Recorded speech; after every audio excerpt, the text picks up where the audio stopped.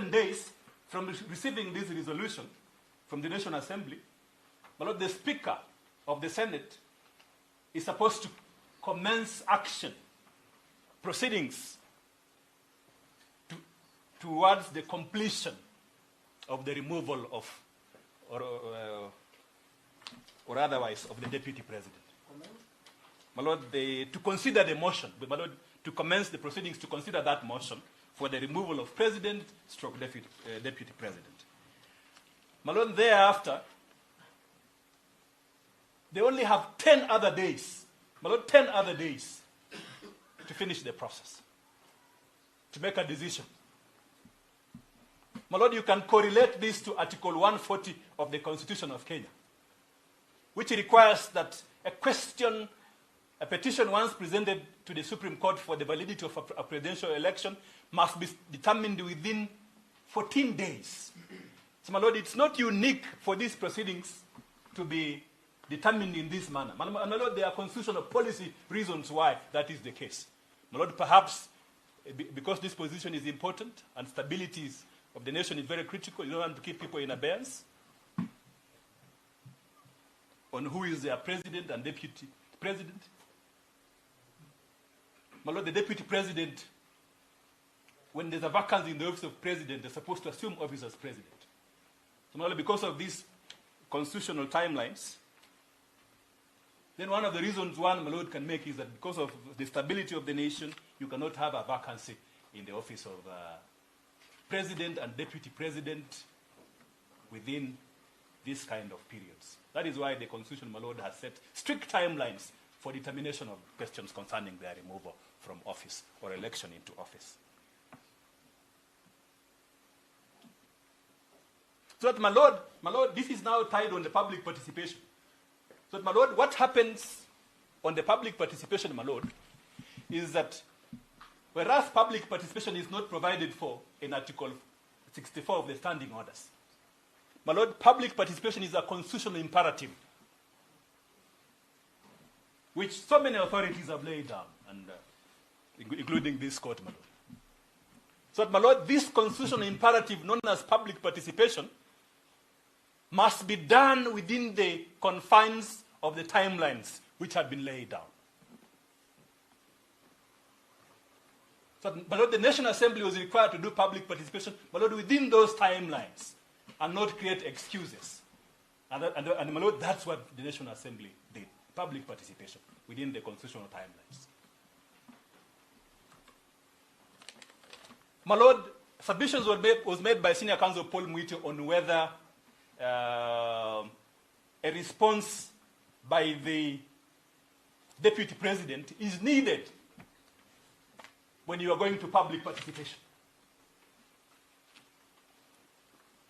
My Lord, in my view, that is stretching the issue too far. My Lord, what is before the House of the National Assembly is often a motion. And my Lord, the Constitution talks about a motion for the removal of Deputy President. My Lord, that motion, before it is determined, public participation must be conducted. So, my Lord, the obligation of Parliament is to ensure that that motion goes to the people, for them to air their views on what they think the motion, on what they think the elected members should do with the motion. And my Lord, it is important to mention that sovereignty, they exercise it directly or indirectly through their elected representatives.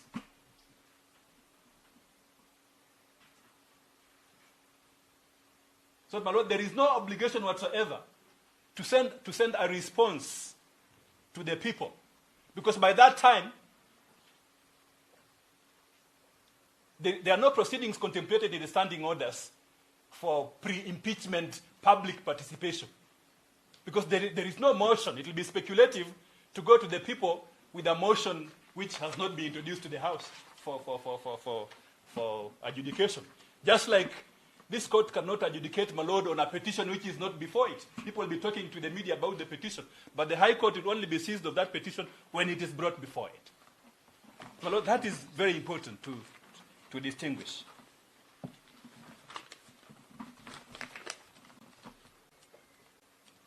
And my Lord, the efficacy of or adequacy of this public participation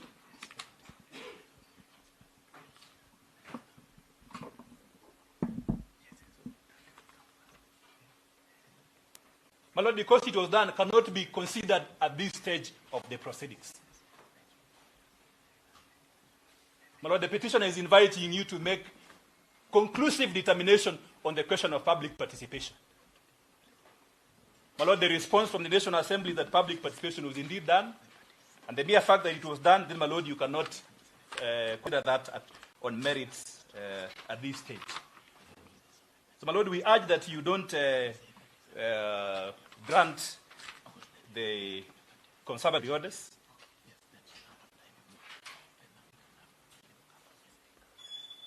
So, my Lord, the application of the conservatory orders will to destabilize the process which is before the Senate. My Lord, there is no timeline, there is no guideline on what happens when the court has issued conservatory orders. What happens to the timelines in Article 145? What happens to those timelines when conservatory orders are issued? My Lord, the doctrine of proportionality in the Mutunga rules require that you exercise some restraint as not to issue conservatory orders at this stage.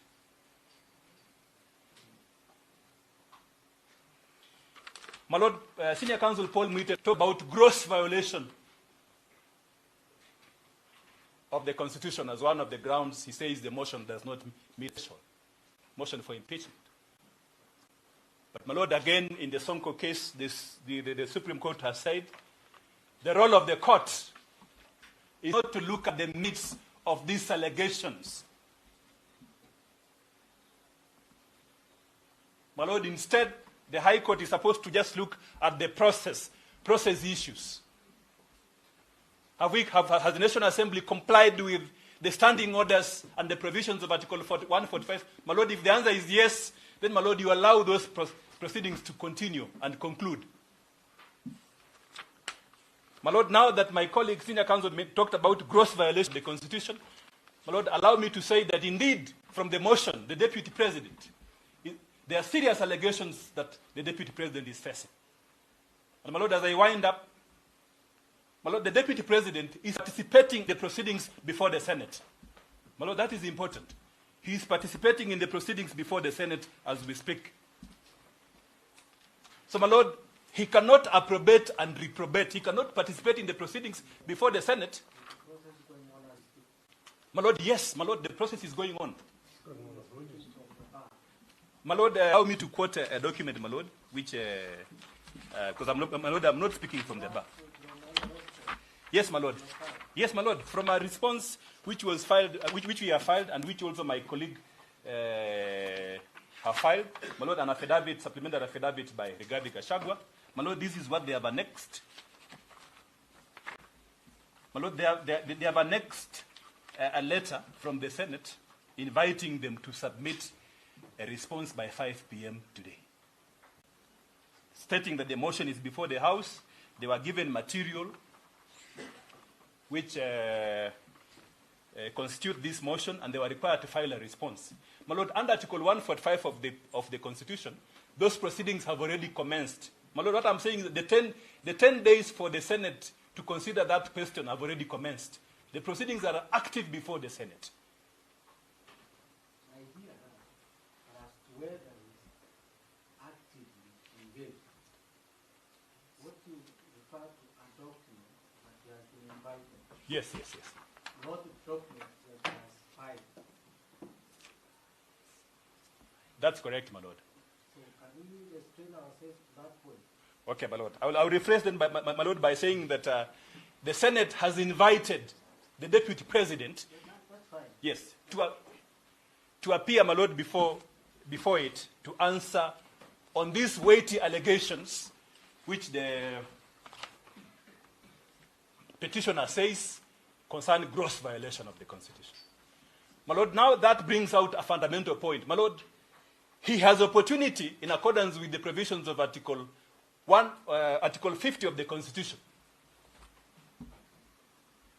My Lord, he has opportunity to air his grievance in a trial process at the Senate.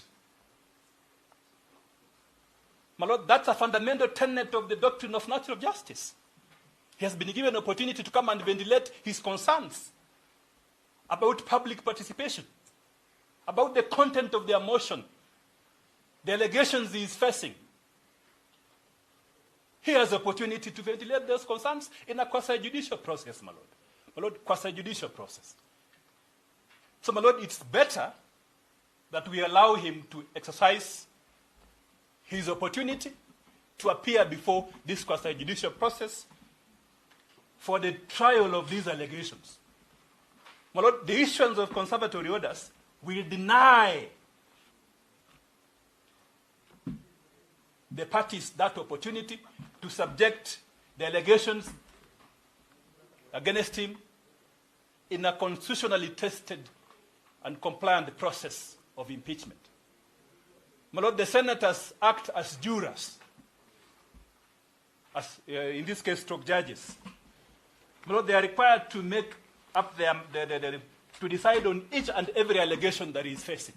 So, my Lord, the doctrine of ripeness then applies against the deputy president at this stage of the proceedings. My Lord, his complaint is not ripe for judicial adjudication yet. My Lord, as I wind up, the roof is not on fire.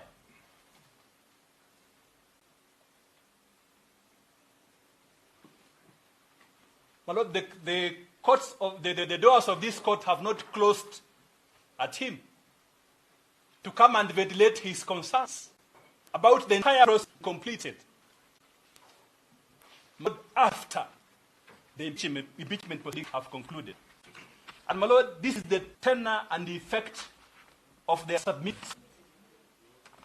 in Petition 522 of 2024. Whereas conservatory orders were sought, they abandoned the quest for conservatory orders in 522 of 2024. My Lord, the questions concerning public participation have been certified as raising substantial questions of law in 522 of 2024. My Lord, there's a prayer on arresting, suspending, or interfering with the decision of the Senate in 522 of 2024.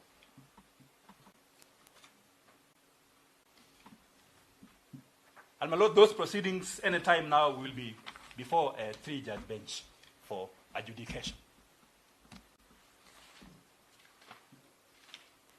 My Lord, to the extent that that prayer is live, in procedure actively pending for another bench, then in these proceedings, they will be doing what we call lemon selling. If they seek conservatory orders, these proceedings, they'll be doing what we call lemon selling. My Lord, I request a case and pray that you don't consider granting the orders for conservatory orders at this stage. Indeed, my Lord, if there's any decision with respect to consolidation, my Lord, we concede that this petition can be consolidated with petition 522, my Lord, for good order, my Lord, so that there is no conflict in terms of decisions which are made by the High Court on the same subject matter, my Lord. My Lord, with respect to the same petitioner, my Lord, the same petitioner. Thank you, my Lord.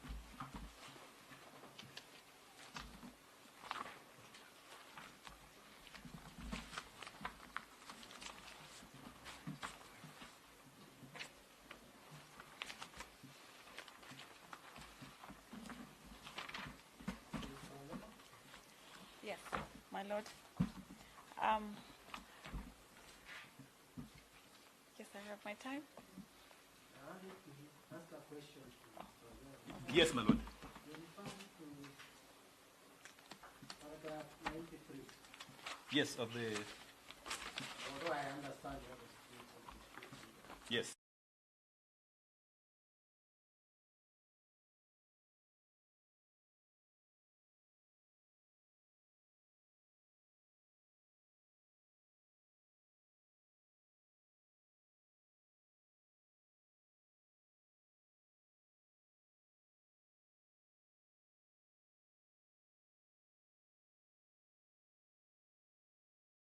The flip side is that these standing orders then enjoy the presumption of constitutionality, unless they are impugned and a case made. Because at the time, for example, at the time of processing this motion, this was the standing order which was applicable. And therefore, I just wanted to understand. Yes, that's correct, my lord. Thank you, my lord. You say you want to have 30 minutes. I'll try.